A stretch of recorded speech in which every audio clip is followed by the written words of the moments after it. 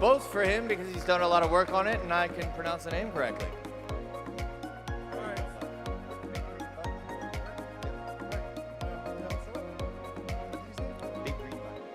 Oh, just like.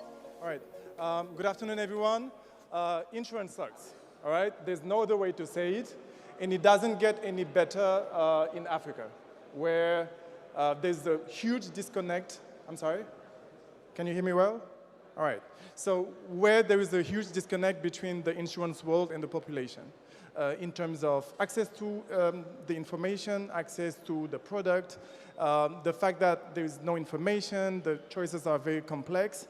And why is it that, in 2022, where we can basically do a lot of things online or on our phone, why can we get, all the insurance that you need instantly, anytime, anywhere, on any device, and also have highly flexible and customized coverage?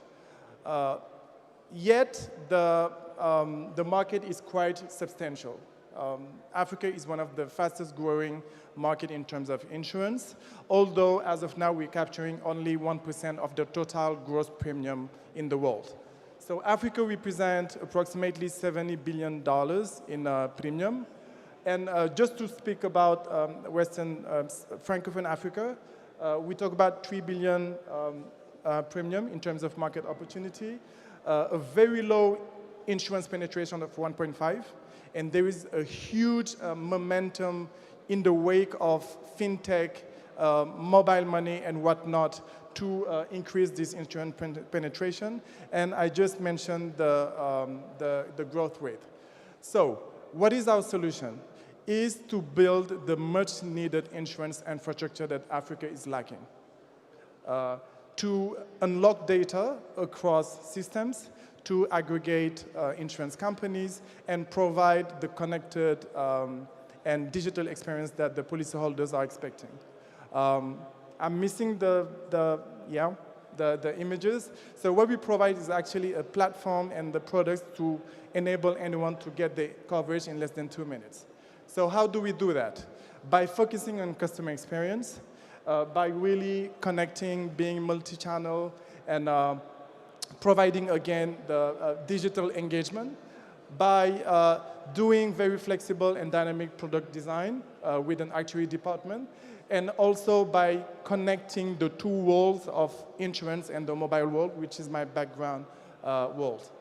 On top of that, these are the three pillars of what we do. First of all is distribution, because distribution is very inefficient as far as insurance is concerned. By providing a digital-enabled independent agent network, by providing APIs to unlock embedded insurance, by putting insurance on top of other transactions that the policyholders are having. This API portal is now online, so anyone or any partner can get on a developer API portal. We have tons of partners that I can mention here. Sorry. All right, well done. Let's hear from the jury. Hello. Yes. Thanks for your presentation. My question is, how are you basically solving for the education piece, right? Insurance education is a big piece in Africa because that's the missing piece. How are you solving for that yourself? Being digital and having a strong digital marketing engagement. So we do engage the policyholders on the social medias, for example, and also online, having a chatbot, being reachable by email, by phone, by WhatsApp. So really providing this multi-channel experience that they can get the information they need. And are you a broker, or do you write the premiums yourself? We don't support the risk, so we don't do the underwriting. So in Senegal, we are the broker. On top of the infrastructure, this allows us to also distribute, so have an actuary department where we can craft and design and package, some of the very interesting products that we see interest in. And we also have the same model across Africa by partnering with other brokers.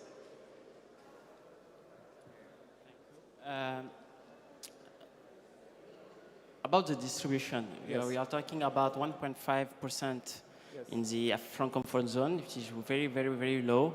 Do you have a strategy to address the market, the informal market, or the people, the non-educated people, which are very a big market for you, I think? Okay. Actually, that's the reason why we have this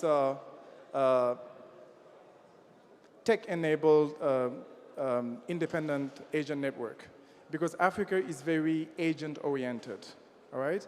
People will not necessarily go on your platform. Okay, we have a nice website, we have a mobile app, but people will not, automatically and instinctively going to those. So we provide this back office to the informal and get them on board with the rest of the other channels. All right? Thank you.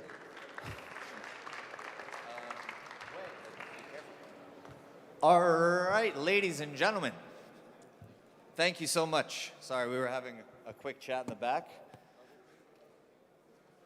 You're up? Come on down, buddy. Big round of applause. What's your name? Finvax, of course. Here it is, buddy. Hit the stage. It's all yours. Let me see some slides back there, gentlemen.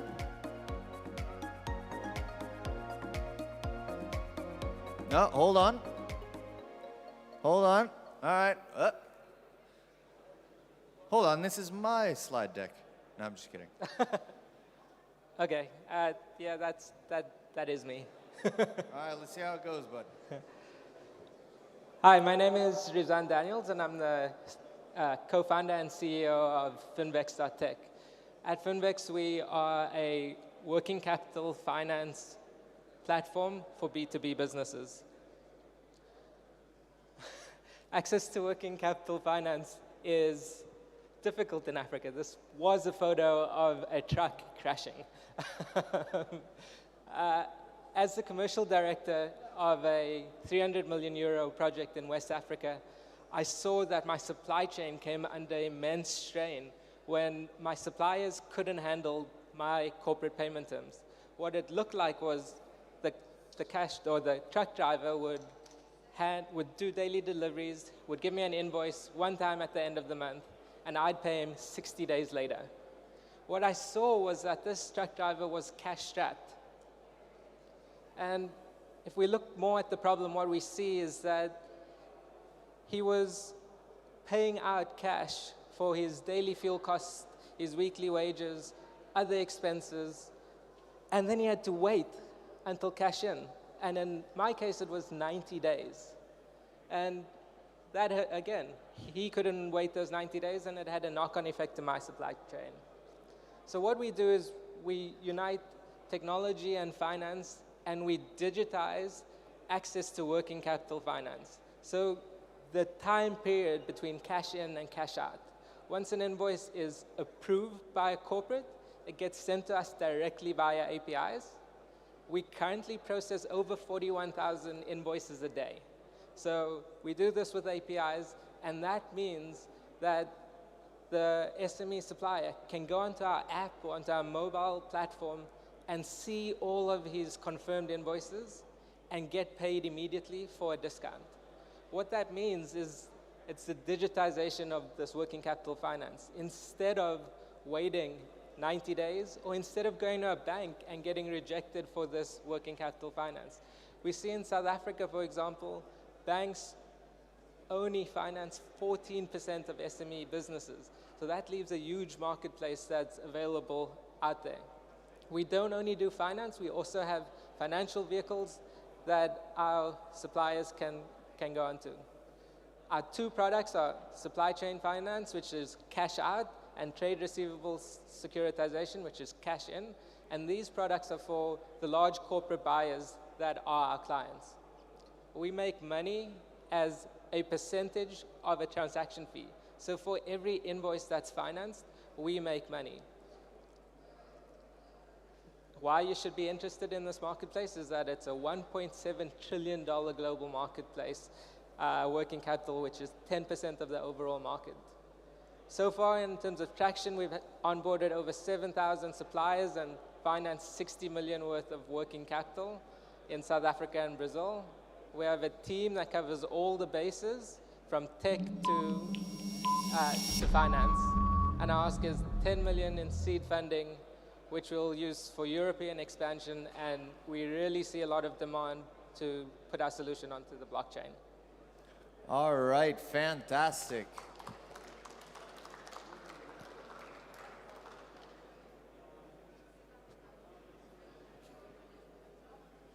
Thank you. Just one question. Why first expand to Portugal and Spain and not other part of Africa, for example? So we're based in Cape Town, South Africa, and we've seen that West Africa is very exciting. I lived and worked in Abidjan, and West Africa seems to have a very close relationship with Europe. And so working with European suppliers or manufacturers that work in West Africa is a good solution for us, and being able to work through a European office is why we think this is a good opportunity.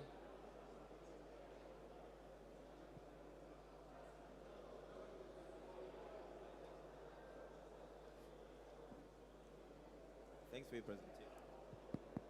Thanks for your presentation. Okay. How much of your funding has to be in equity? So we don't have to take it all in equity. Some can go into our financing vehicles. What the equity will allow us to do is set up a European funding vehicle. It will allow us to fully develop the blockchain solution, and it will allow us to go into those different regions. So strongly into West Africa and into the MENA region.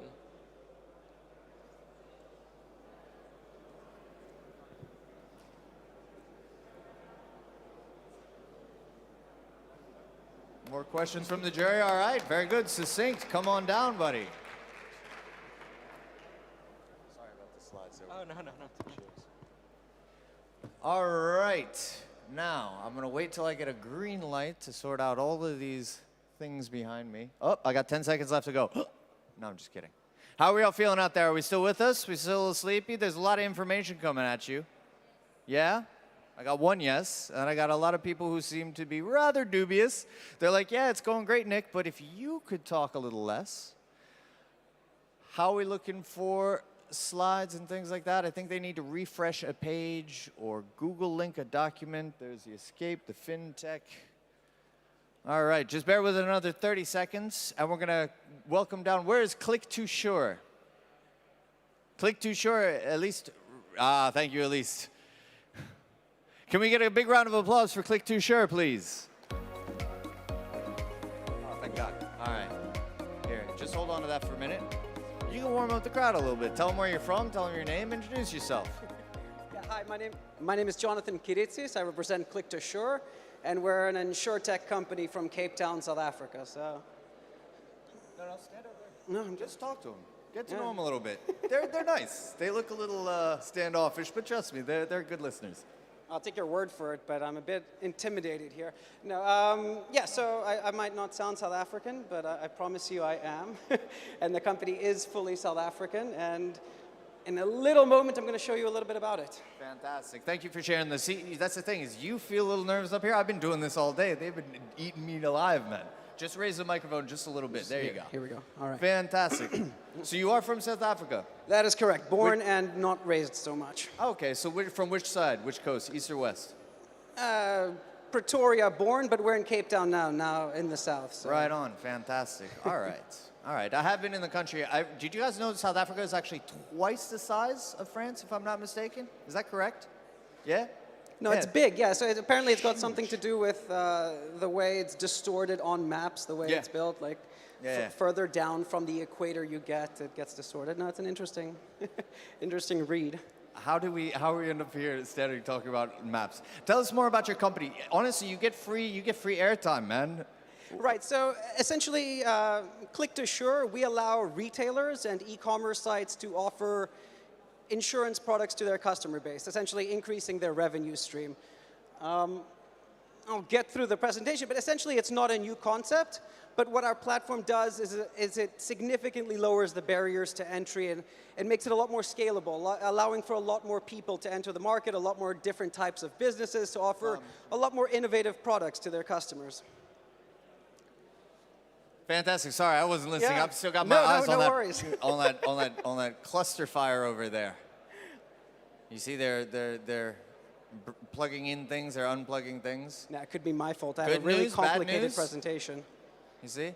See, it's funny. They're the ones over there doing all the stuff, but I'm up the one here feeling all the heat, man. It's terrible. It's Well, terrible. yeah, It's I'm here terrible. with you. I'm here. We're back I and forth. appreciate that. Remind me your first name again? Jonathan. Jonathan. Thank God for Jonathan. Whew, I'd be sweating. How are you guys feeling? You guys feeling cool? Yeah? Loving it? Brilliant. Who's going to show up to our VC night in a little while just over there? I mean, there's cocktails, right? There are cocktails. I'll be there. There's also non-alcoholic for those who don't drink. No? There's probably some finger food. I'm not going to spoil it, but there are going to be startups, investors, and VCs, hence the name VC Night. It is just another way that we can, you know, start those business relationships around a cocktail and a smile instead of, you know, stuffy boardrooms and office spaces and stuff. No, still not yet. No, it's fine. I'm happy for the finger food. I haven't eaten in 2 days just to fit into this shirt. Thank God, man. Thank God you're here, Jonathan. All right, guys, that's another Thank you 2 so minutes much. off If the you're clock. interested, no. Ah, jeez. Let's see. Have we all downloaded the app at least? Yeah? No? Jury, thank you for being patient. Thank you for being patient. I could go through it without the presentation. It's not the most complicated How do you guys feel? Do you want to freestyle it? Should he freestyle it? Just go and give a good pitch without the presentation? How do we feel? Yes? No? Yeah, I'm seeing some thumbs up. Give a round of applause to encourage him. Yeah? That makes me feel a little bit better too. I need to get my encouragement back as well. If you guys could at least start the timer over there, that'd be wonderful, and we'll get this show on the road. Jonathan, you're such a great spirit. One more round of applause for Jonathan, and click to shore.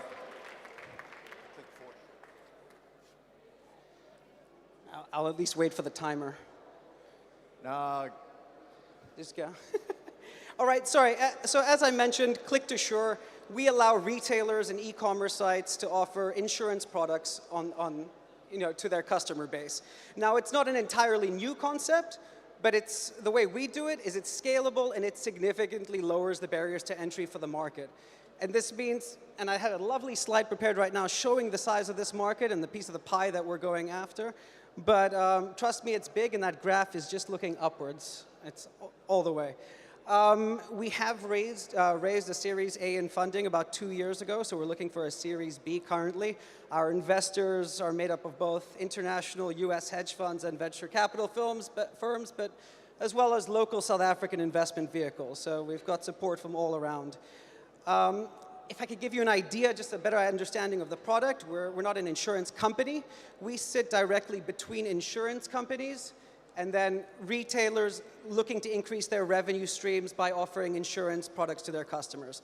The best example I can give you, and one of our clients is a pet company, a pet store, that wanted to sell pet insurance to their customers. What we went ahead and did is we embedded our solution into their e-commerce site, into allowing them to sell online, but as well as we integrated into their retail locations and into their POS systems so they can sell to the customers on store.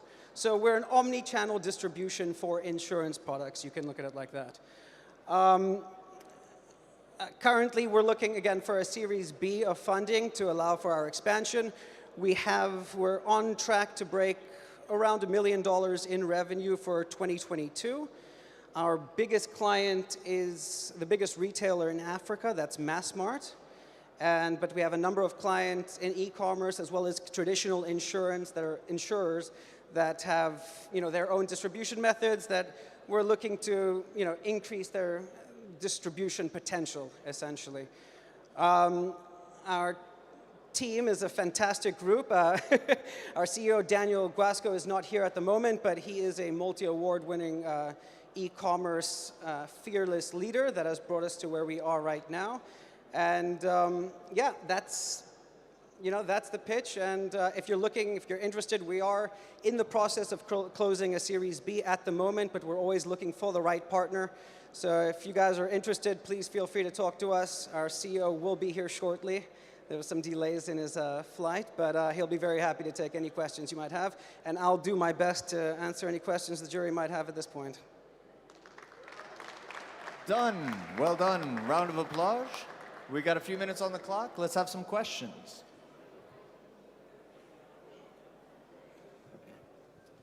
Can you describe briefly the type of insurance product that you're offering, and what is the plan? What is the use of the fund that you're raising?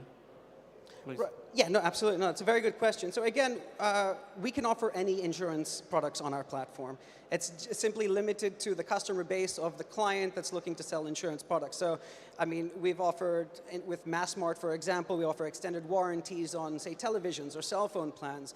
We offer pet companies, obviously, will offer pet insurance. And again, we offer funeral cover, anything where, you know, there's an insurance product. And of course, we have a full service platform. So from the client side, you can go on, you can manage your policy, you can, more importantly, we can upsell you on new policies. From our client's perspective, we have a full administration platform where they can obviously make changes to their policies, but more importantly, they can look at the data that's being analyzed and, you know, adjust accordingly. And to your question regarding, you know, what we're looking for the Series B of funding, we recently completed version 2 of our platform, which significantly increased, decreased the onboarding time for clients, so which is allowing us to essentially hit our $1 million target for revenue for 2022. And this Series B of funding is just looking to scale up our team. We're looking to bring in our developers. At the moment, a lot of our developers are, I'm not going to say outsourced, but contract workers. We're looking to bring in a strong in-house development team to carry on the platform growth, and as well as a much larger sales team to just accommodate the growth that this version 2 allows for. And just what is the size of the team? This is the first question. And the second one is, do you manage the insurance product, or are you just a broker of the insurance? Yes, so we don't do either. I mean, we take over some of the traditional tasks that a broker would do, but essentially, again, we're the middleman between the insurance company that has that product. So it's, you know, Hollard, for example, in South Africa, could have a pet product insurance, and then we help get that pet product to a retailer, to an e-commerce site that's then going to push these innovative products and allow for a much more rapid distribution of that product. And so the other question was the team size. At the moment, we're looking at, I think we're between 20 and 27 people, but yeah, we're looking to significantly scale that specifically on the development side to really get things moving. All right, fantastic. Thank you so much, Jonathan. Come on down. All right. So, ladies and gentlemen, I've got some good news and I got some bad news. The good news is you're not going to be able to see me up here sweating, smiling, and trying to do a song and dance while all the technical stuff goes to hell in a handbasket. So, the bad news is that we do have a substantial technical problem over there somehow along the way. God help you if you say, no, everything's fine after I just said that, but no. So what we're going to do is we're just going to power on through. We're going to dry pitch sort of like we did maybe a couple decades ago. Listen close, and let's welcome on stage Lipa Later, please. Lipa Later, are you in the room? Excuse me? Yep, still fintech, yeah. Last of our fintech startups. Come on, guys, you're killing me. All right. Well, if Lipa Later isn't going to come down, the Parisian heat might be getting to us. So let's give a round of applause. That was our last startup for the fintech. If they're not here, they're not here. So big round of for all the startups who were here, who suffered through, powered through, pitched it through. Big round of applause. Keep it going for our jury. Thank you, gentlemen. Thank you for your questions and your attention. Our next category is going to be, if I'm not mistaken, sustainable tech. Sustainable tech. So we all know what that is. I'm not going to waste any time. I'm not going to waste yours nor mine. We're going to welcome down Smart Phil. Smart Phil, are you in the area? There you are, buddy. Are you ready? Are you excited? Yeah, you see this man? He doesn't need a safety blanket or nothing. Big round of applause. Yeah, actually, you don't need that either. I don't need that at all. Thanks. Cool. Hi guys, I'm Navor from Smartful, and do I need a timer or do I just go for it? Just go for it. Cool, great. So what you guys will all be pretty much aware of is that plastic pollution is a serious problem. What you're probably not aware of is that it's going to double by 2030. What's this? The timer.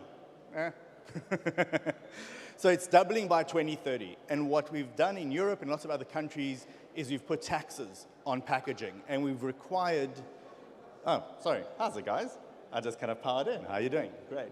Cool. And basically what's happened is they've put taxes on plastic that is coming into packaging, and people are looking for kind of better types of packaging that is more environmentally friendly. The problem is that this packaging is more expensive. And when you start looking at the bottom of the pyramid, it means that people at the bottom, the poorest amongst us, can't actually afford as much food as they used to because packaging is taking a bigger and bigger chunk out of their paycheck. So they're not getting money, they're getting plastic, might be slightly more recyclable, it's not really great. And what's interesting for me is when I walk around here in Paris, probably in about a 20-minute radius, there's at least 1,000 of those little plastic dispensers that you're meant to use for recyclable good, for like refilling and bulk and everything else. But no one's using them, right? They've actually been a big failure.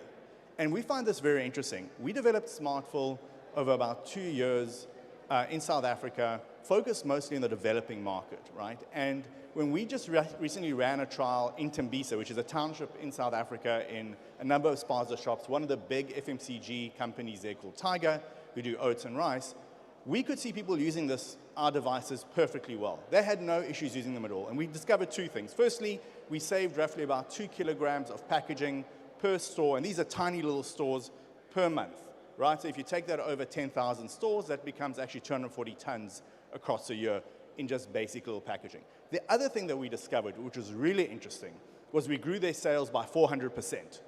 So oats, which, you know, basically people couldn't afford before because they had to pay 20 or 30 rand, actually I think it's 40 rand for a 1 kilo, they could now suddenly buy in 2 rand increments for 50 grams. So the affordability, which is a key issue for a lot of people, was completely taken out because we got rid of packaging. So packaging is an evil for two reasons: A, our environment, and B, because it stops the poorest of the poor from being able to afford food effectively. Now, if we say that, like, if you think about it, you think that bulk and refilling should be perfect, right? It should work like a great solution, but it doesn't. And it doesn't because the UX sucks, right? Having to go, pull down the weights, try find somebody to kind of like, you know, weigh your jar, weigh it again, refill, you never know how much you're going to get.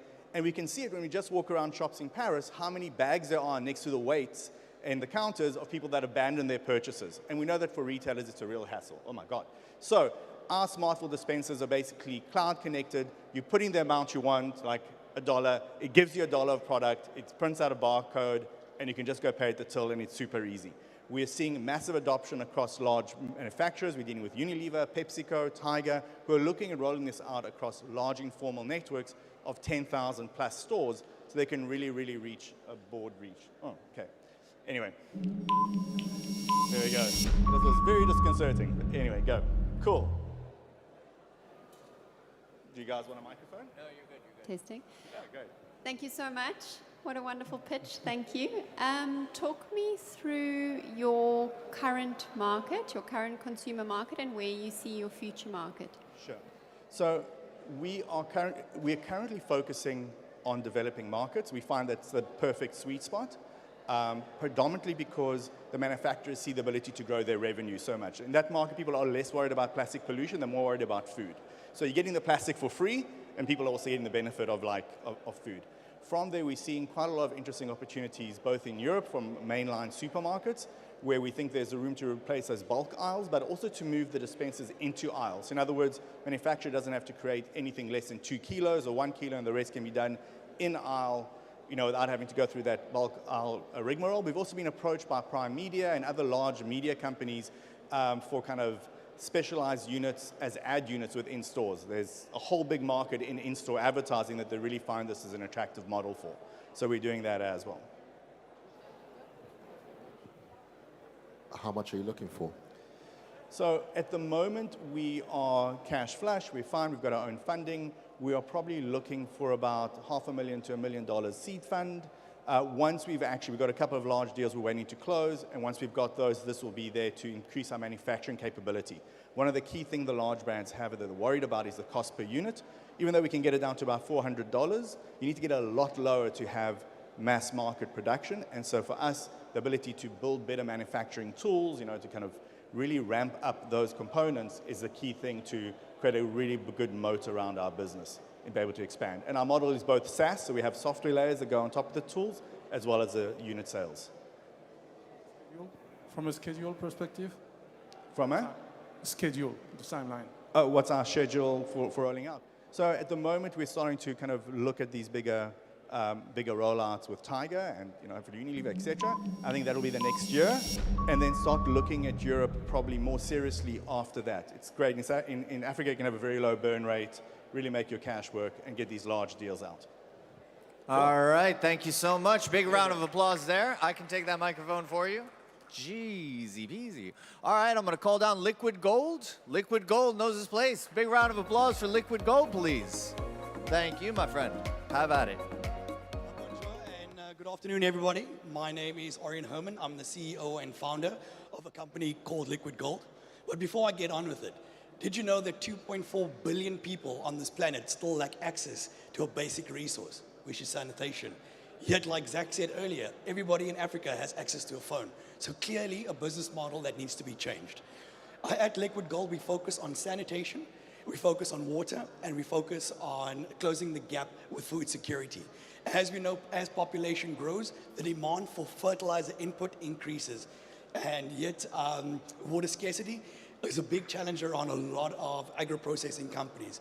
But more importantly, sanitation holds the key for unlocking a valuable nutrient that will aid towards food security. So at Liquid Gold, we have designed 4 key products, which is both upfront, it's a waterless urinal, as well as a female urinal. Then we have an automated nutrient and water recovery system. For every 98 liters of urine this machine treats, it creates 1 kilogram of a high-value fertilizer, which is ready for agriculture inputs. As we know, phosphate is depleting at a rapid rate. We have found the key resource, which is you and I, to produce and make sure that we have food security going forward. To date, we've got over 5,000 active female users on using our technology. We are servicing 36 schools. We have also secured 8 million liters of urine. No, it's not from Giant City. It's from the informal sector. But we also have an offtake agreement for our fertilizer. As the war is happening at the moment, that has increased prices on our fertilizer, and local companies are looking to ensure that we unlock the fertilizer supply chain. Currently, we are a team of 10 individuals with skill sets of agro-processing, development, senior civil engineering, process engineering, and we're currently raising around of $2.5 million to create Africa's first industrial-scale nutrient and water recovery system. Because our technology just doesn't recover nutrients, it also recovers byproduct water to be used in a closed-loop system. From the raise of the 2.5 million, we've got 1.2 million committed in funding already. And we're looking for impact investors who will help us grow and scale and create additional depots throughout the world. You must be asking, how do we make money off our technology? So our revenue stream is that we charge or sell directly through to consumers, both in the public and private sector. It is also linked to service level agreement to manage the waste, to look after the technology. Then on the back end, we also have offtake agreements for the fertilizer and the water to create scale upon that. So now, ladies and gentlemen, like the French say, we have a solution for that. And now we're just able to kickstart the circular economy of sanitation. Thank you very much. Thank you so much. You've spoken about the product. Can you talk me through a little bit more in terms of the tech you're using? Yeah. So specifically on the back-end solution, it's called the Diamond Reactor. It's an automated nutrient and water recovery. It's a bio system, so it actually precipitates the urine to pull out the salts. And then it goes through a second stage of filtration to make non-potable safe water. That water can be used in agro-processing, or in a building like this, it can be used for a closed-loop system to flush the toilets. But what's nice about that system, it's an automated, so whether we treat in France, Kenya, Asia, you get the same results, which is an important element to feeding into the fertilizer companies. And because it's automated, that means we have data. So we can tell if this building has an outbreak of disease or community in Africa. So instead of doing centralized systems, we can now figure out our data at point.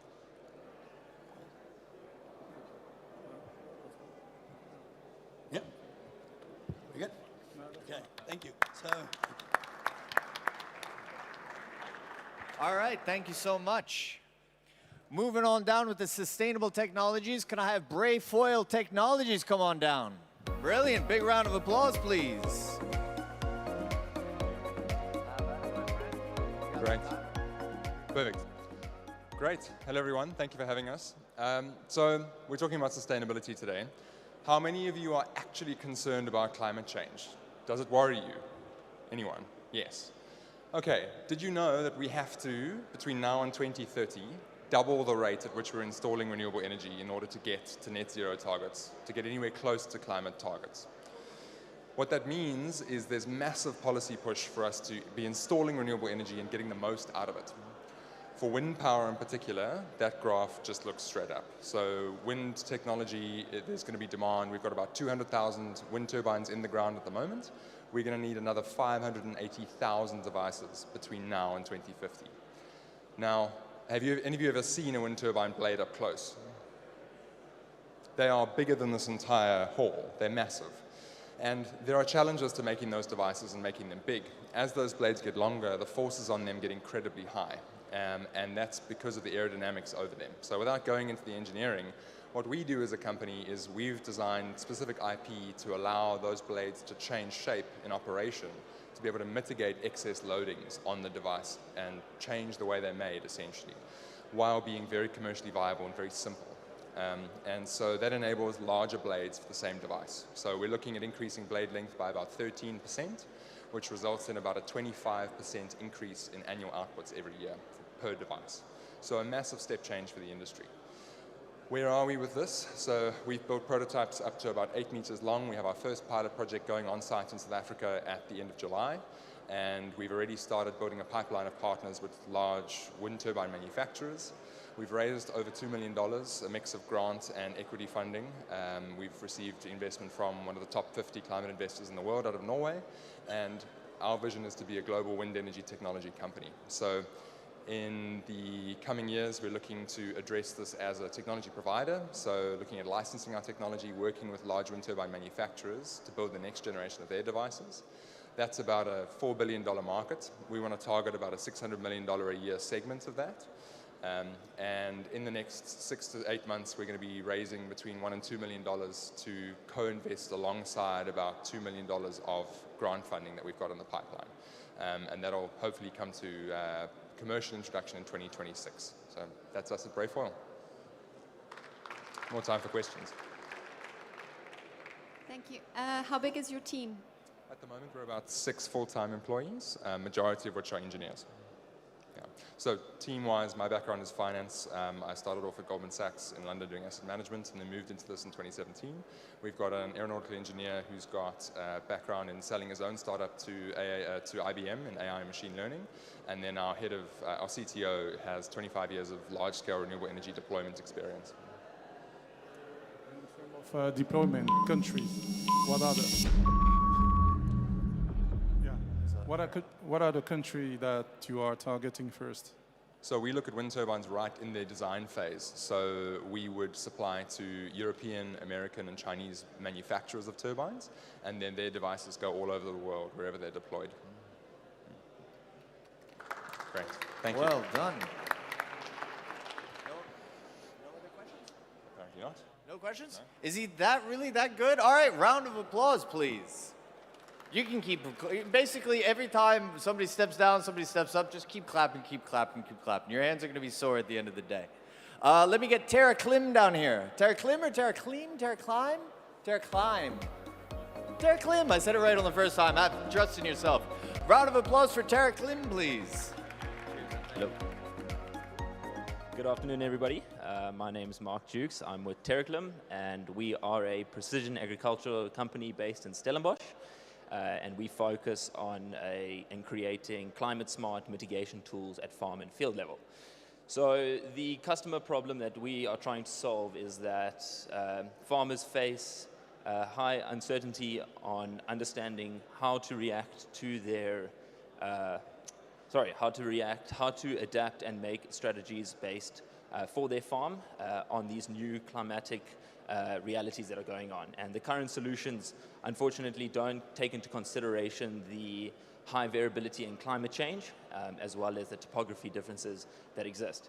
So we empower farmers to create or have access to data that allows them to understand their land, what crops are suitable for their land, what to plant where, as well as understand the environmental pressures that they are exposed to.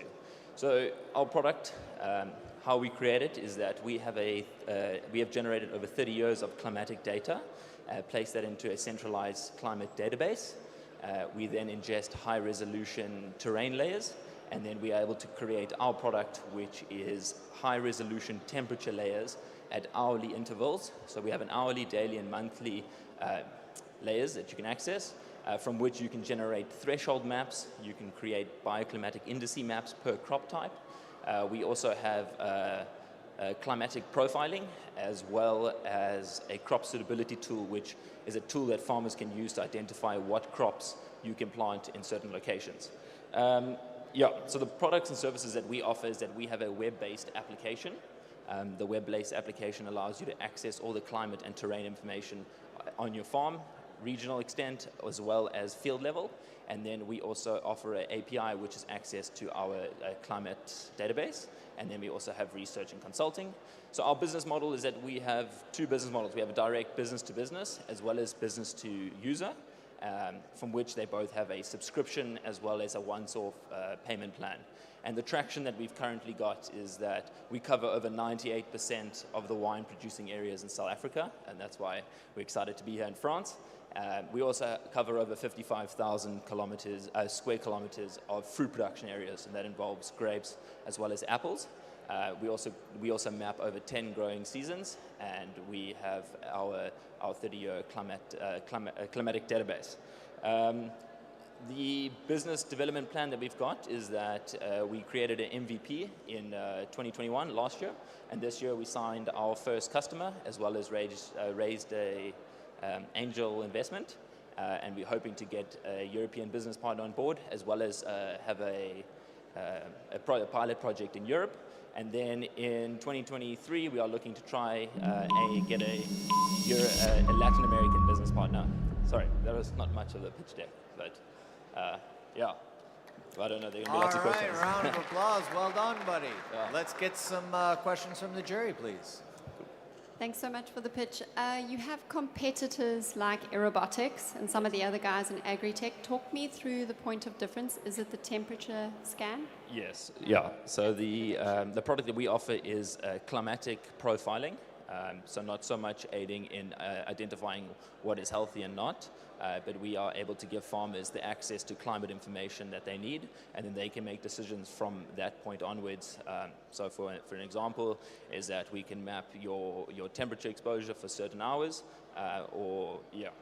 and then that allows a farmer to understand that their current season is warmer or cooler than in past, and then they can make a decision what to do regarding harvest, flowering, fruit set from there onwards. Yeah. What is your need? What is your need in terms of funding? Yeah, so the reason why we came here was first to get exposure and create and make contacts and partnerships, tech partnerships, and try to get a pilot project in Europe, and try to get a safe investment of 200 to 300,000 euros. Yeah. Got a quick question around, do you do anything for the smaller farmers? Yes. So the whole concept is that we have a web-based platform that you can access as a small farmer. Even if you only had 1 or 2 fields, you could access it. You could look at specifically the field that you have and make decisions from that. So you don't need to be a big enterprise or have thousands of hectares. It can be applied to one specific farm, one specific orchard, or it can be applied to a bigger area. What territories do you have this climate information for? So we're based in South Africa. So we cover most of the Western Cape, which is a portion of South Africa, where we've established a dense network of weather stations. So we'll be able to expand anywhere that has weather station networks that we can get the weather data from, and then we can derive our product for there. So yeah, cool. Thank you so much. All right, wonderful. Come on down. Can I get beach cleanup? Yes, here he is. Big round of applause for beach cleanup and that beard. Lovely beard. There you go, bud. Hi, everyone. My name is Kwabena, and I am one of the co-founders and director of Beach Cleanup.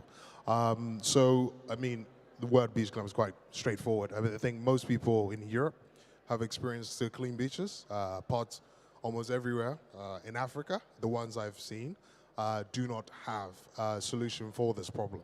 So our company is essentially a clean tech company with smart tech on how to stop plastic getting into the ocean from the water bodies and also recovering what is on the beach. So essentially, Ghana has about 2% recycling rate of about 1.7 million tons of plastic yearly. Now, the rate of leakage into the ocean is about 31%. So our solution is a tech which is patented to our partner. It stops it at the water bodies from getting into the ocean, and it recovers it with a solar paneled conveyor belt. Essentially, it brings it on shore. And the other technology is a mechanical raking system that combs the beach sand and recover what is in the sand, which cannot be picked up manually. So whilst when we recover this, we then have a recycling product that we create. But our business model works this way.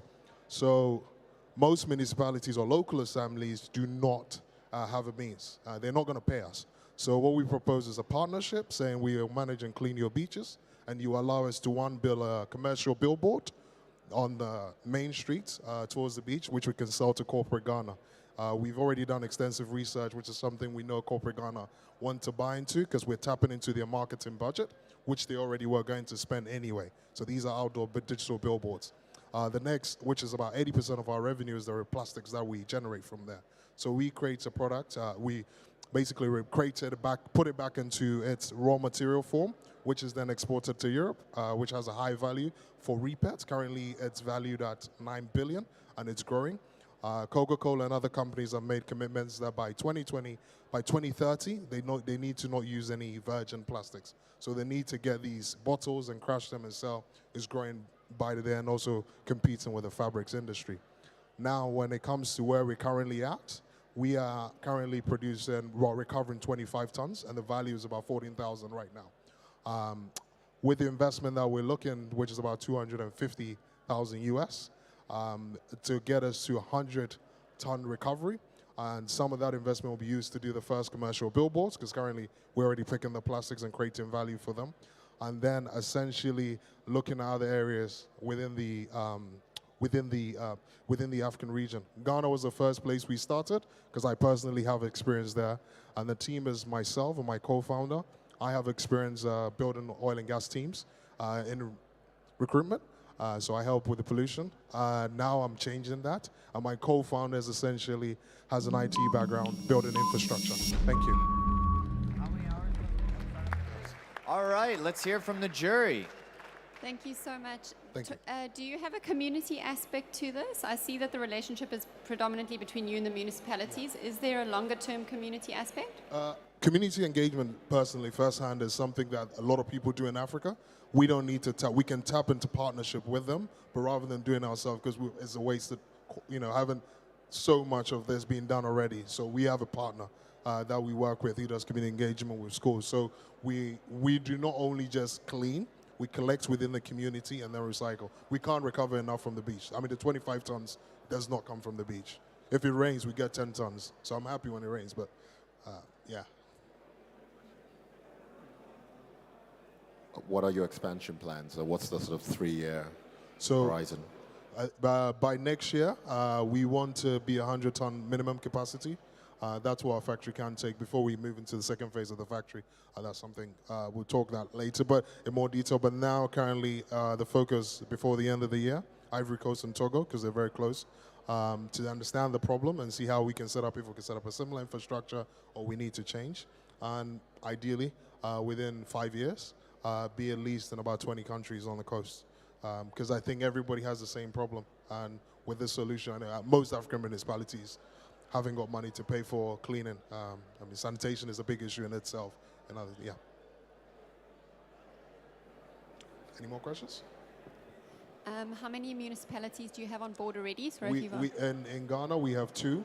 One is very active. The other one drags their feet because they want to see what we're doing with one. So currently the tech, we have funding to build the tech. So it's actually in construction right now.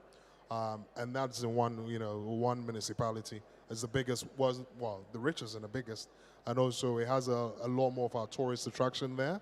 So once we turn that around, everybody we're anticipating will come on board pretty easily, yeah.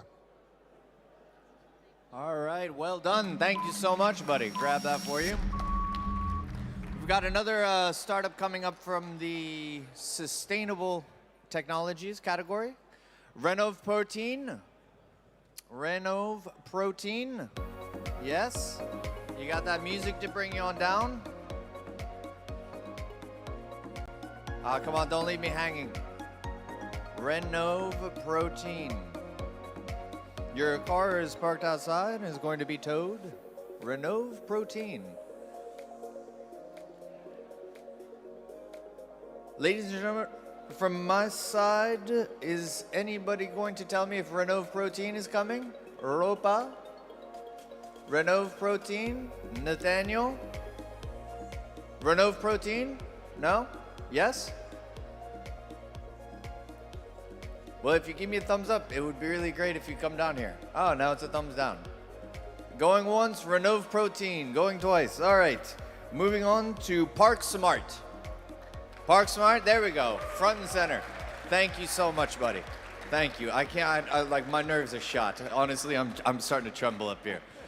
3 minutes on the clock for you. You have the remote or? No, that's dead in the water, man. I'm sorry. All right. Okay, good morning, everyone. Should I just start or? Okay. I'm Lamine. I'm the co-founder of Park Smart. We're based in Senegal. So this is something you can all relate to. Imagine you're driving into a congested city and you find yourself stuck in traffic for hours, only to find out that your next challenge is parking.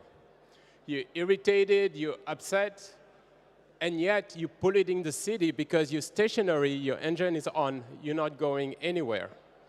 So what we try to do is to increase parking capacity by any means necessary, and by the same token, reduce pollution.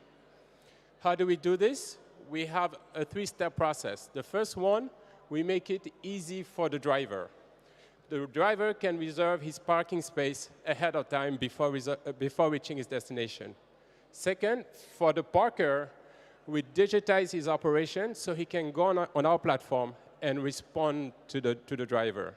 And finally, as we're collecting all that information, we are able to data mine and analyze the city from the content and improve the city. So in terms of where the money is, we have I can illustrate a simple unit business model where imagine a parker makes $1 per parking space. That's the context in Senegal. We split that revenue with Park Smart. And that parker parks 10 vehicles per day on average. They can do it in an hour, but just for this example, let's just say it's per day. If we work with 100,000 of them throughout Africa, we're making $150 million in revenue annually. So it's a lot of cash. So we have the right team. We come with a keen experience on IT project management. At the same time, we understand real estate, more specifically parking management. We actually own our own parking lot. And on top of that, we have a good support system. We work with Google in terms of sustainability. We also work with one of the best accelerators in Africa, Startup Bootcamp, and so on and so on. So in terms of traction, in 9 months, we have recorded over 150,000 vehicles, and we expect to reach 1 million by the end of the year. Finally, in terms of impact, the impact is great, as you can imagine. First, we work with street parker. We do a lot of crowdsourcing, the guys who help you on the sidewalk. And we transform them into parking operators. So they uneducated, and by the time they go through our process, they become successful entrepreneurs. In addition, in terms of climate change, with all the data that we're collecting, we have the ability to assess the impact on the climate and actually claim carbon credits. So what we're raising is for $1 million for a good development team and a good marketing team. Thank you. All right, well done. Let's hear from our jury. A couple questions. How many users do you currently have? So the traction is in number of vehicles. We have 150,000. The users are, I think we have about 200, but it's relative considering that, you know, the parking lot, it's the one who's processing all that traffic. Therefore, the metric that we, you know, that indicates more success is the number of vehicles that gets recorded. How do you scale up? How do you scale up in terms of you know, region, cities? Yes, so we have different ways to do this.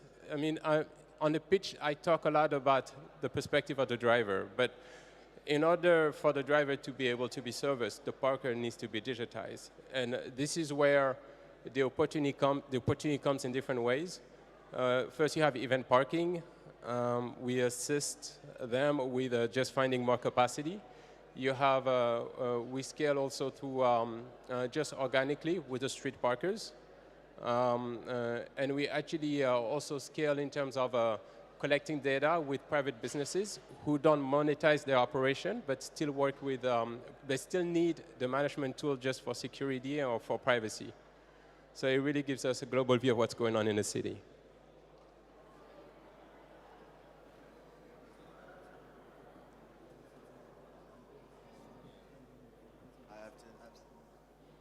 Just a question about, I guess, the payouts. How do you do that to the parkers or parking assistants, sorry?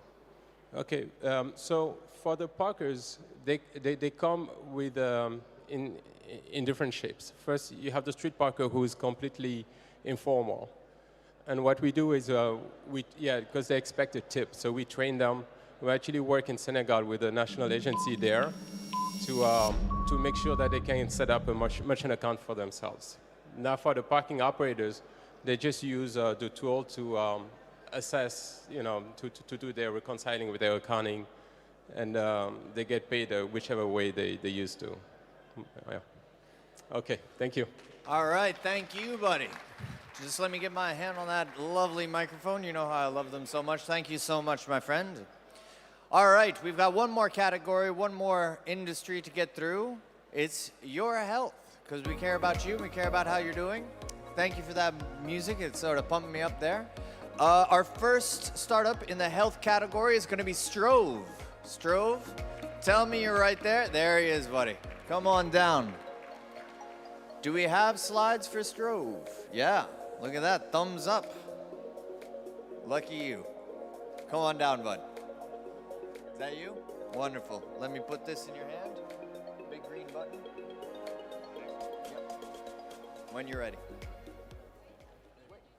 Hello, guys. Oh, shoot. Of course.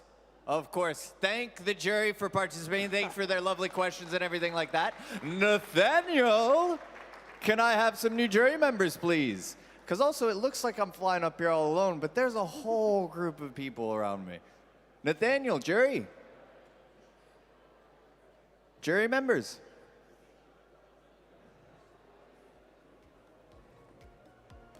All right. Would you like to brief them a little bit about what you're about to say? I know, this is the second time this happened to me. No, I've tried that before. It goes horribly. When I used to coach startups about how to pitch, not only in these events, but in any sort of networking cocktail nights, I always advise them not to tell jokes. Because it's one thing to have energy, it's one thing to be lighthearted and have humor, but we all know what it feels like to tell a joke and it not work. Think about this, actually. It's even worth to see somebody else tell a joke and it not work. Is our jury in? You guys are wonderful. Honestly, like, you just warmed my heart. We've got one more. We have juries?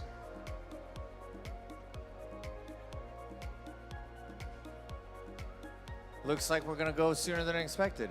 In any case, save comedy to the comedians. I think that's the moral of the story. Please tell me yeah, it's working. Can you go back? All right, well, don't press forward then you Jesus Christ. My nerves, honestly, today are shot. Like, I can't take any more of this. Nathaniel, please. Please, I'm dying up here. You're killing me at this point. I've run out of material. I'm sweating. Do we have a jury? We locked in. Thank you so much. I love your smiling faces. Thank you for your patience. Thank you for participating. Can we get 3 minutes on the clock, ladies and gentlemen? Can we get... On peut avoir 3 minutes sur le chrono, s'il vous plaît. Merci. Floor is yours, my friend. Thank you for your patience. Hello, guys. So my name is Chris Brookhuizen. I'm the founder and CEO of Strove. At Strove, we're helping companies build healthier businesses and healthier people. There's a global epidemic of ill health in the workplace at the moment. One alarming stat, among many others, is that 77% of people have experienced burnout at their current job, and 69% of employees feel that their employer isn't doing enough to prevent this. This ultimately affects a company's bottom line through decreased productivity and decreased employee engagement, among others, and increased absenteeism. In order to help companies solve this problem, we've built a no-stigma attached, proactive, and engaging well-being solution that leverages a number of behavioral science techniques. Employees can sync exercise and activity data into the platform and are rewarded with in-app vouchers for doing so. We've also got a range of meditations and sleep stories, as well as mental health screening tools that employees can use to self-report how they're doing across a number of different mental well-being indicators. And we've also got a dynamic rewards marketplace to make sure that employees always have something exciting to work towards. We aggregate and anonymize a lot of the physical and mental well-being data, and we report it to our clients through our web app. So just how big is this market? In my opinion, I think every company needs an employee well-being strategy, so the total addressable market is massive. In 2022 alone, 90% of employers are increasing their spend on mental health, and 71% of employers are investing more in mindfulness and meditation benefits. In terms of our business model, we charge companies a per employee per month fee, and we also have a white label solution where we'll charge a once-off implementation fee as well as a monthly maintenance fee. In terms of our competition, there's been a few entrants into the market over the past few years. However, a large portion of these companies have a singular focus on either mental or physical well-being, which ultimately means that a company needs to onboard multiple different well-being providers in order to cater for all of their employees' well-being needs. And ultimately, physical and mental well-being are not mutually exclusive, which is why we're building something that operates at the convergence of the two. We have a team of athletes, doctors, and entrepreneurs, and we're passionate about the role that technology can play in helping improve employees' lives around the world. Since launching in April 2021, we've started working with publicly listed companies such as Old Mutual, Mr. Price, and Xero, to name a few. We've got reward partners such as Uber, Amazon, and Deliveroo. We've grown our revenue by 5x since Jan 2022, and we have a 60% adoption rate across all of our users. Ultimately, we want to become a global employee health and well-being super app. We're currently raising 875,000 euros, and we have 350,000 committed already. Thank you. Fantastic. Thank you so much. Let's hear from the jury. What are you raising the money for? What's the breakdown? Majority of it is for engineering, so just developing products. What about marketing? How are you planning that out? So we've actually found that our product seems to sell itself. We've built quite a credible brand amongst companies, especially corporates in South Africa. So we've hardly spent a cent on marketing. We've been able to acquire a fairly large customer base already. So obviously a portion of it will be allocated to marketing, but a large portion of it would be to just sort of innovate on our products. There's a lot of things we want to do in data science and AI with respect to physical and mental well-being. So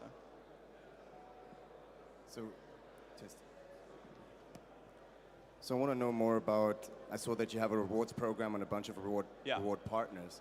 So what is the model behind that? I mean, is there any revenue sources coming from those reward partners? Like, what is the trade-off that you have? Not currently, but in time, once we could show that we drive sufficient volume and traffic to those retailers, then typically there's rebate structures that are put in place. That's on a case-by-case basis. So it's not like you're selling off marketing or No. Okay, cool. They've just partnered in. Okay, perfect.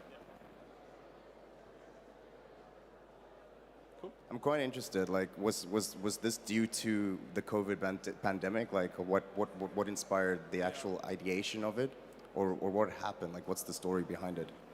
So I think it's a combination of things. Sports and physical health has been sort of core to my being since I was a little kid. So I always wanted to build a business that was oriented around that passion. But at the same time, when COVID arrived, we took a look at the employee well-being landscape, particularly in South Africa. And from a technology perspective, it's actually very underdeveloped.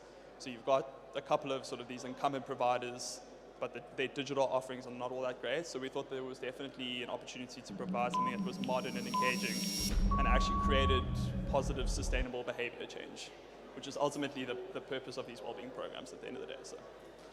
All right, thank you so much. Let me get that microphone and the clicker now that we've got it back in action. All right, moving a lot along. I see Psyched is all ready to go, and he looks psyched. Can we get a round of applause, please? A round of applause? Are we running out of steam? Yeah, big red, big green button. All right, guys. Good afternoon, everyone. My name is Wandile, and I'm the founder and CEO of a company called Psyched. So just a quick one to take you through. Back in 2019, stuck in Joburg traffic, I heard about a young engineering student who actually went out to seek help on campus. And unfortunately for her, the waiting time was 3 weeks. And within that period, she was triggered and she committed suicide. I've had firsthand experience with depression, and that's why I understand that mental health is not a condition, but a well-being approach. So mental health is quite a complex, individualized journey where we find that between 25 and 33% of people suffer with some kind of mental health issue in their lifetime, with 75% of them never seeking any help. And these issues can be seen as early as the age of 14. So the challenges, which is a big problem that we've identified in this sector, is the stigma, where people don't want to be seen going out to get help, as well as the costs that are associated with access to care, purely because people tend to self-diagnose and they go for a clinical psychologist. And if we look at Africa, there's a big hospice-centric care approach where 86% of mental health is in an inpatient setting, which is obviously very expensive, and there's not enough in place for the preventative care. And over and above that, there's a huge lack of resources on the continent, where we find that Africa has 1.4 mental health practitioners per 100,000 compared to a global average of 9.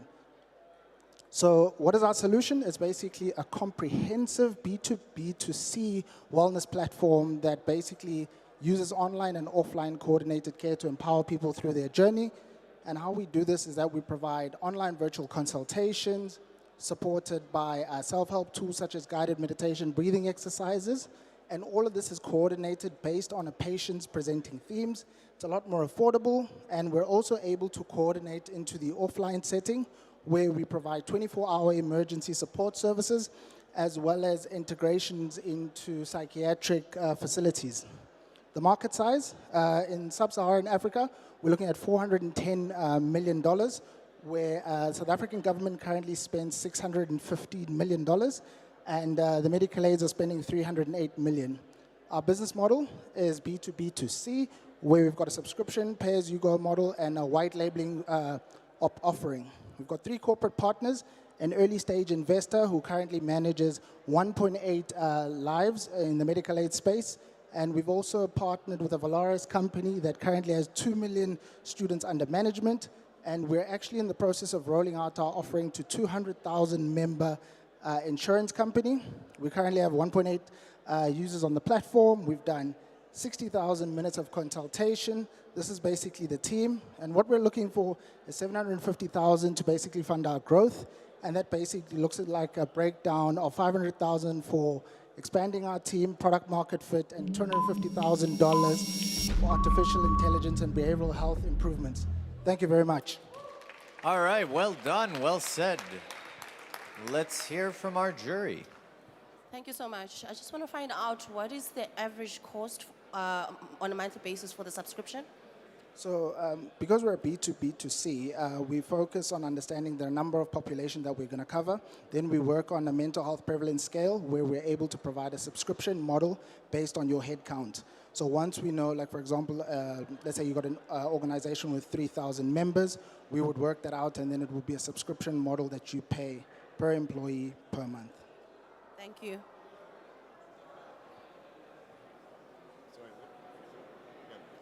So what I want to know is regarding your traction, right? So what is the traction versus your consumer retention? I mean, besides in the B2B2C model, like I want to know like people actually using the app. You say you've got 1,800 users, like how consistent is the usage of your consumer? Cool. So of all the consultations that have gone through our platform, we're currently looking at a 68% retention, meaning that people are coming back to do 3 or more sessions, and over and above that, they're engaging with the self-help tools and guided meditations.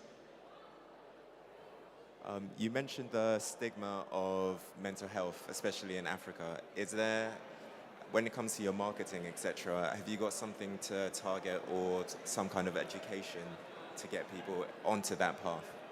100%, yes, we do. And how we actually do this is that over and above providing content on wellness, but we also understand the importance for people to be able to resonate in a cultural nuance sense. So we also provide our content in different languages. We've got a podcast that we've got where people can obviously engage with that. And we're often sharing material on social media, always ensuring that we empower people. And then lastly, we run virtual anonymous support groups, which is basically like webinars where people can come on and engage.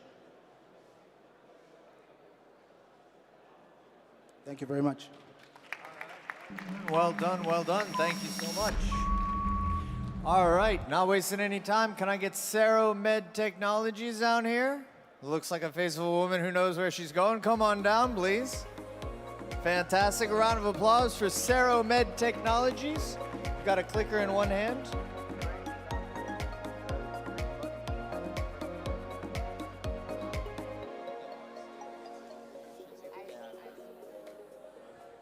Are we go for slides?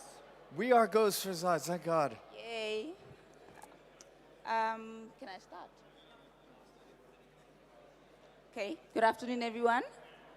My name is Anne Rabatusi. I'm the founder and CEO of Sero Med Technologies. Sero Med is a South African-based startup that's building solutions, health solutions that enable early detection of blood clots.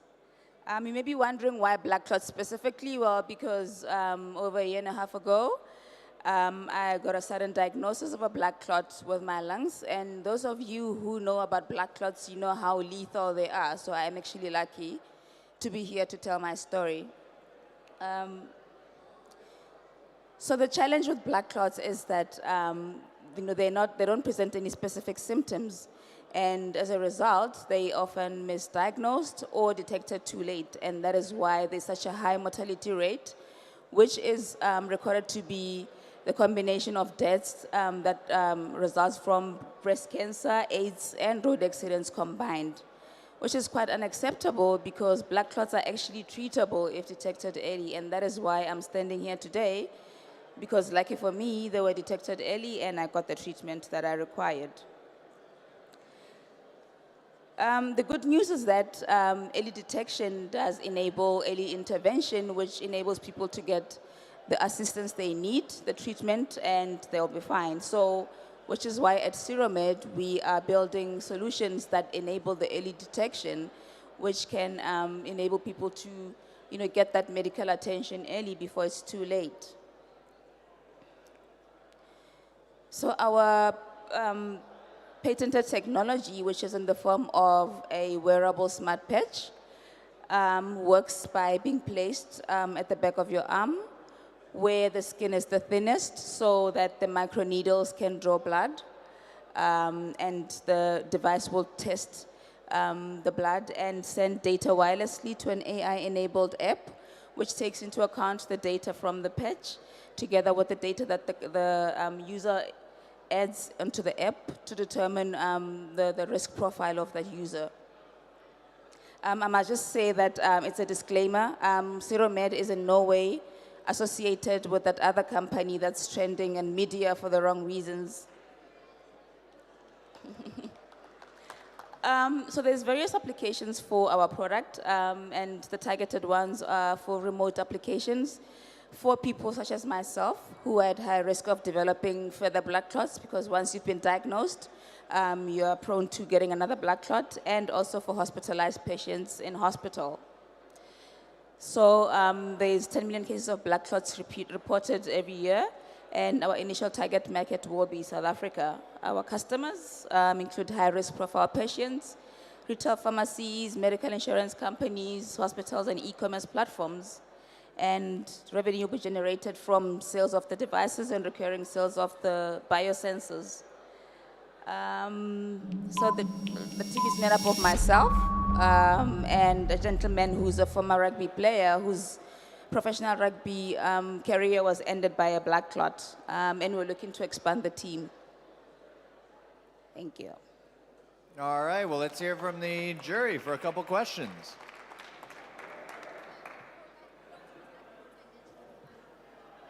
So Anne, I want to know, so from the device, what is the accuracy of the device when it comes to early detection? Okay, thanks for that. So currently I've been bootstrapping everything, so the market validation, I've 3D printed the prototype to show that it's technically feasible.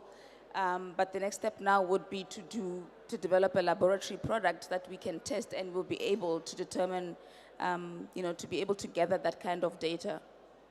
So for, that is the amount that I'm raising. Sorry, this seems to be the wrong slide. I'm actually raising $500,000 US that will enable us to do the work, which will culminate in a lab developed and tested prototype. Do you foresee in the future the device being able to detect other things? Yeah, thanks for that. So just that I was running out of time, so I was supposed to mention that. It is a platform technology, so it can be customized for other applications. So for now, the target is blood clots because obviously it's close to my heart and my business partner. But also, the stats showing that people are prematurely losing their lives due to something that is actually treatable if detected early. So we're now focusing on blood clots.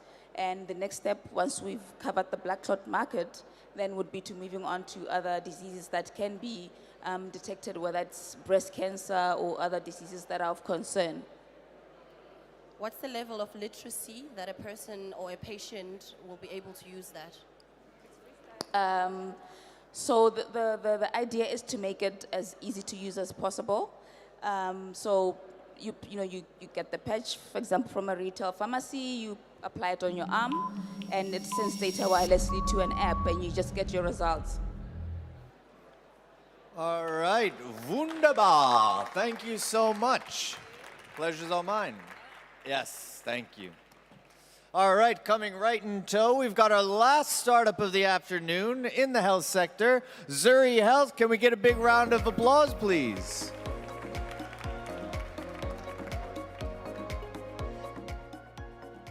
Hello, my name is Daisy Isiaho. I am the co-founder and chief product officer at Zuri Health. Our journey at Zuri Health started with a vision for quality, affordable, and accessible healthcare solution for all with a simple swipe. And this is because millions of people in Africa do not have access to basic affordable healthcare. And healthcare is very, very expensive, and we also have distribution challenge. In Kenya, for example, the distribution challenge is we have 1 to 16,000 doctor-to-patient ratio. At Zuri Health, we have taken time to build a product that will fill that gap because we see a huge market opportunity with virtual consultations now emerging as the most convenient way for doctor and patient interaction. And according to a survey, the mobile health market is predicted to grow to over $72 billion by the end of the year. And this is where we come in. Zuri Health is a mobile app that helps patients across sub-Saharan Africa to find and book for healthcare services via a mobile app, website, WhatsApp chatbot, and SMS service. Through the app and WhatsApp chatbot, patients can chat and consult with a doctor, buy medication from a pharmacy, book labs and diagnostic tests, and even have a doctor visit them at home. You can call it your virtual hospital. We have also taken into cognizance Africa's unique challenges and offer first-level medical consultation via SMS service. And this is to take care of the over 65% of the population without access to smartphones or the internet. So now the patients in the rural and underserved communities can access and chat with a doctor from as low as 5 cents. And this is very, very affordable. I'm sure you're wondering how we make money. So we have 3 key revenue models. We have the subscription model for doctors, SMS billing for patients who chat and consult with a doctor via SMS text, and commissions from pharmacy and lab orders.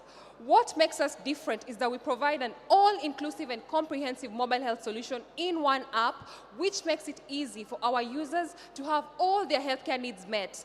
This also gives us a competitive edge against other telehealth providers with unimodal solutions. Our team is made up of experienced C-suites cutting across business and product development, medical healthcare, and growth with an extensive experience working and doing business in Africa. So we launched last year in January in Kenya, and in just over a year, we have onboarded over 300 doctors, 16 pharmacies, and 30 labs and diagnostic centers. We have over 400,000 SMS subscribers, and we have close telco partnerships with over 16 telco partners across Africa with an aggregated subscriber base for mass marketing. We also launched our WhatsApp chatbot just last month, and we'll already have over 12,000 bot interactions, and our gross margin revenue is over 582,000 in 1 year, and we are currently live in 8 African cities. So join us on our journey to providing affordable and sustainable healthcare in Africa. All right, well done. Let's get 2 minutes back on the clock, and let's get some questions from the jury. Okay. So you said how you make money. So the doctors pay a subscription, and the people who you charge them, I think, 5 cents per there. Can you explain? Can you pad that out a little bit more? Yes, so we have different products. We have our SMS product and our app platform, and also WhatsApp chatbot. How we onboard doctors on the mobile app is the doctors we onboard is through subscription model, where they pay us $150 annually. That's about $12 a month, more like your Netflix subscription plan, and it's very, very affordable. The way we onboard the specialists or doctors on the app, these are specialists, but we also have in-house doctors who we have employed, and they work on locum, who work in shifts to provide first-level medical consultation via SMS text. Consider this as a WebMD on text. And the service is very, very affordable. So we do this through telco partnerships because they have a wide base of mass market, subscriber base for mass marketing. We have we do revenue share model. They do the marketing for us. The customer acquisition cost is very, very low. And we also ride on the trust equity because we say, telcos know you more than your spouse. They understand your spending pattern, so they're able to provide these rates at very, very affordable fees, and the SMS users are billed from their airtime, so they don't need to provide their credit cards anymore. So the 582 is a combination of the subscription and also from the 5 cents, or are you selling other stuff on there, like if someone is subscribed to something like the medicine or anything, do you make a percentage of that, or? So from these revenues, 65% of our revenues come from SMS billing, because as much as we're trying to solve challenges using the mobile app, the huge market opportunity or the challenges of people who need healthcare are those people in the rural and underserved communities. Most of them do not have smartphones. So the only and easier way, because Africa is a vast market, we provide this service via SMS. All righty, Roo. Thank you very much. Well done. Cheers. Now, as I said earlier, I'm going to want to thank our jury who just sat in there right now. Thank you very much. I'm also going to want to thank the couple startups that we just saw. And you can keep applauding because one of these events actually takes a lot of moving parts. So I've got a lot of people to thank. And don't look at me first. I'm just a pretty face and the guy who stands up here and takes all the heat and smiles a lot. Who I really want to thank and who really put in the sweat and the tears today is the technical team over there. Thank you very much, guys. Big round of applause for the technical team. Big round of applause for all the support staff that we have running around who are putting the startups up on here. Thank you to our sponsors, the VCs, the investors. You can keep applauding because they like it too. Everybody in the back, I know you can hear me, so applaud for them as well. Thank our startups who flew from around the world to come here to Paris, not for vacation, but to meet you. That's a very, very wonderful thing. And I want to thank Christophe, the man of the hour. Thank you so much for putting all this together and making it happen. So, without further ado, I know you're tired of hearing me talk. You can go have a nice drink, enjoy the nice weather of a Paris evening, and we'll see each other again soon. Have a good night.